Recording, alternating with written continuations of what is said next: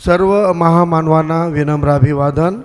आपण सगळेजण ज्यांना ऐकण्यासाठी, बघण्यासाठी, भेटण्यासाठी आतुर आहात असे आपल्या सगळ्यांचे आदरणीय अंजलीताई आंबेडकरजी, मंचावर उपस्थित सर्व वंचित बहुजन आघाडीचे, काँग्रेस पक्षाचे पदाधिकारी, ज्येष्ठ नेते, आपल्या प्रभागातले 4चे 4 धुरंधर असे उमेदवार आणि मोठ्या संख्येनं जमलेल्या सगळ्या बांधवांनो आणि माझ्या मायमाऊलीनो, सगळ्यांना क्रांतिकारी सलाम, क्रांतिकारी जय भीम।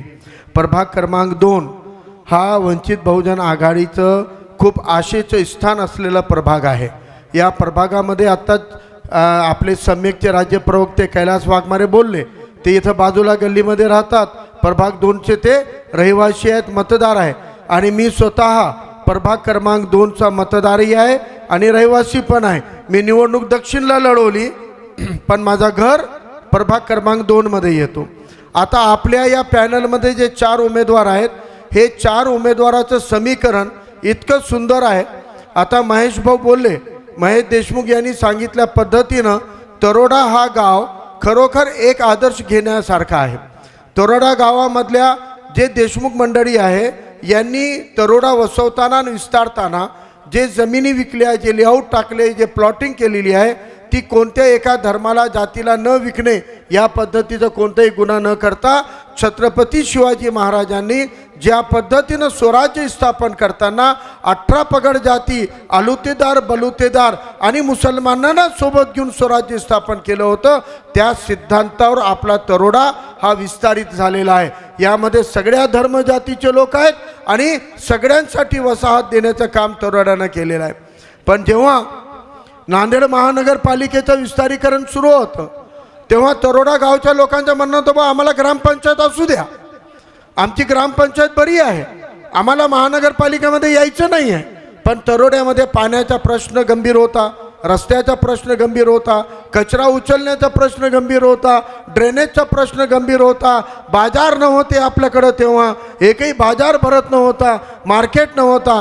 त्या काळामध्ये या तरोड्याचं महानगरपालिकेमध्ये विलिनीकरण झालं पाहिजे हे मत मांडणारं आणि त्यांच्यासोबत उभं राहणारं जे तरोड्यातले काही निवडक लोक होते, त्याच्यामध्ये मला वाटतं की आनंद कल्याणकर साहेब होते, मी होतो, मी स्वतः त्याच्यामध्ये होतो की बा घ्या तरोडा महापालिकेत, पण तरोड्याला महानगरसारखं बनवा तर ना, याला महानगरसारखं भासवा तर, इथं मोठे मोठे रस्ते तर करा, कॅनल विजवून एका बाजूला बाजार कायमस्वरूपी बाजारपेठ बनवा आणि बाजारपेठ बनवून 120 फुटाचा रस्ता बनवा। या अटीवर आम्ही महानगरपालिकेमध्ये विलीन होण्याचा करार केला होता। परंतु आपण बघितलं गुर्तागद्दीच्या नावानं 3000 कोटी आले, तेव्हा एकट्या तरोड्यासाठी 300 कोटी रुपयाचं पुरवणी बजेट मागवण्यात आलं होतं आणि ते नंतर वाढून 500 कोटी झाला। 500 कोटी रुपयामध्ये अमृतसर नावाचं शहर जगातला जागतिक दर्जाचा शहर बनला। पण 3500 कोटी येऊनही आपल्या नांदेडचा विकास व्हायला पाहिजे तसं झाला नाही। का झाला नाही? कारण इथं आओ चोरो बांधो भारा, आधा हमारा आधा तुम्हारा, दोघं मिळून लुटून खायचं। अशोक चव्हाणांची टीम, अशोक चव्हाणांची गँग हे अलीबाबा 40 चोर मधले 40 चोरांची गँग आहे। लूटमारी करण्यापुढं का अशोक चव्हाणाच्या गँगला काही कळत नाही। त्यामुळे आता आपल्याला प्रभाग क्रमांक 2 मधला छत्रपती शिवरायांना अपेक्षित असलेला स्वराजचा मॉडेल जर जागतिक पद्धतीनं, जागतिक दर्जावर एक शहरीकरणाच्या माध्यमातून उभं करायचं असेल तर या तरोड्यामध्ये मजबूत, अभ्यासू आणि तरुण नेते निवडून देण्याची गरज आहे। आज आपण बघत आहोत आपल्या नांदेडमध्ये काय झालेलं आहे, राजकारणाचा बट्ट्याबोळ झालेला आहे। महेश देशमुख म्हणाले, ज्या उमेदवाराला तुम्ही सातत्यानं मतदान देऊन निवडून आणलेलं आहे ते उमेदवार काँग्रेसच्या निशाणीवर सेक्युलर म्हणून तुमचे मतदान घेत होते। आज ते कुठं आहेत? आज ते कुठं आहेत? आज अशोक चव्हाण कुठं आहे?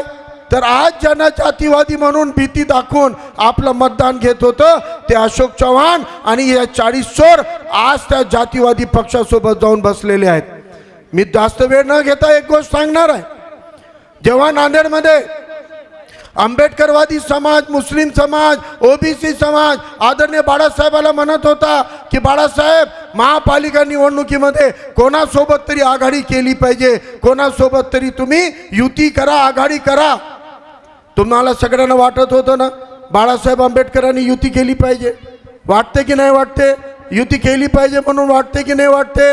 आता तुमच्या सगळ्यांचा आग्रह होता म्हणून बाळासाहेब म्हणले ठीक आहे बा आपण युती करूया. मग आमच्याकडे प्रस्ताव कोणाकोणाचा आला? काँग्रेस पक्षाचा आला. महेश भाऊ आणि सगळ्या टीमनं पुढाकार घेतला खासदार साहेबांनी. आणि दुसरा प्रस्ताव आपल्याकडं राष्ट्रवादी काँग्रेस पार्टीचा आला होता. राष्ट्रवादी काँग्रेस पार्टीचा प्रस्ताव आला तेव्हा आदरणीय बाळासाहेब आंबेडकराला त्यांचे माजी आमदार हॉटेलमध्ये भेटायला आले. त्याची बातमी झाली. बाळासाहेब आंबेडकर, मी आणि ते माजी आमदार बसलो. बाळासाहेबांसमोर त्यांनी म्हणलं बाळासाहेब राष्ट्रवादीला संघ घ्या की.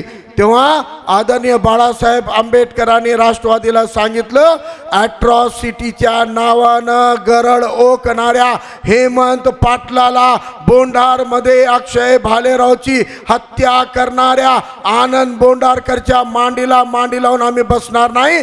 तुम्ही जर शिंदे गटासोबत जाणार असाल तर आम्ही राष्ट्रवादी सोबत आघाडी करणार नाही. या पद्धतीची भूमिका आदरणीय बाळासाहेब आंबेडकरांनी आणि नांदेडच्या वंचित बहुजन आघाडीने घेतलेली आहे. पण आज काय होतोय?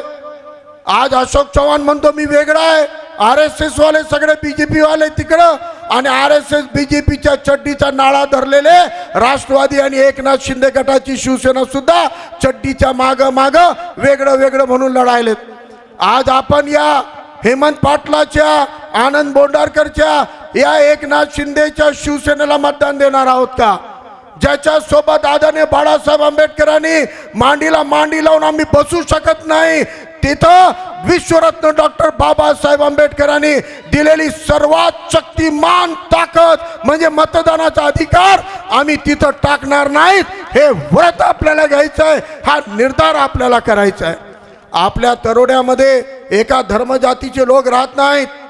इथं मराठा समाज आपला भाऊ आहे, मोठ्या संख्येनं मुसलमान आहेत, आणि पूर्ण नांदेड जिल्ह्यातल्या, नांदेड शहरातल्या महानगरपालिकेच्या 20 प्रभागामधल्या टॉप 3 प्रभागामध्ये आंबेडकरवाद्यांची सर्वाधिक मतदान असलेला प्रभाग क्रमांक 2 आहे. हे आपला गड आहे, हे बाळासाहेब आंबेडकरांचा गड आहे. आणि बाळासाहेबाला तुम्ही आग्रह करून काँग्रेस सोबत आघाडी करायला भाग पाडलं. आता बाळासाहेबांनी तुमचं ऐकलेलं असल्यामुळं बाळासाहेबाचं तुम्हाला ऐकावं लागणार आहे. प्रभाग क्रमांक 2 मधला एकही आंबेडकरवाद्याचं मतदान, एकही मुसलमानाचं मतदान, एकही सेक्युलर हिंदूचं मतदान, एकही ओबीसीचं मतदान वंचित बहुजन आघाडी आणि काँग्रेसच्या शिवाय कोणाला गेलं नाही पाहिजे.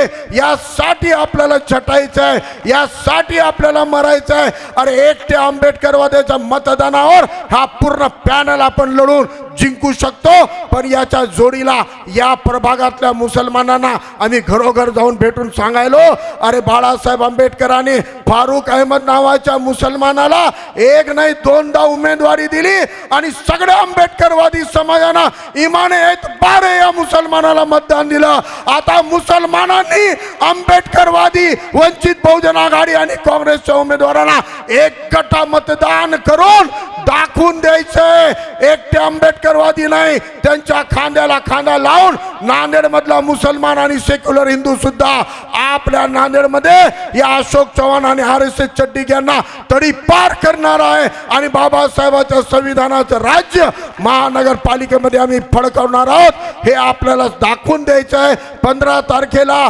गॅस सिलेंडर आणि पंजा याशिवाय कोणती निशाणी बघायची नाही.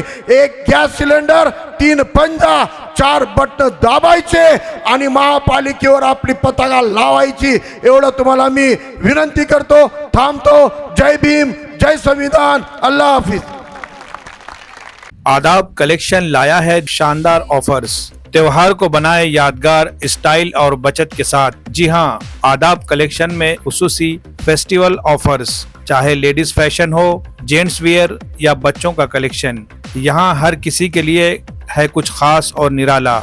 लेडीज स्पेशल ब्राइडल सूट, पार्टी वेयर और फेस्टिवल स्पेशल कलेक्शन, खूबसूरती, स्टाइल और फैशन का बेहतरीन इम्तिजाज। रोजमर्रा इस्तेमाल के लिए जदीद और पुरकशिश डेली वेयर्स ड्रेसेस दस्तयाब है। जेंट्स फैशन लीलैंड के ब्रांडेड शर्ट्स पर धमाकेदार ऑफर सिर्फ 1100 रुपए में। जीन्स पैंट में किलर, स्पाइकर, लेविस और रॉन जैसे ब्रांडेड जीन्स निहायत सस्ते दामों पर यहाँ दस्तयाब है। जदीद दौर के रुझानात से हम आहंग शर्टिंग और शूटिंग के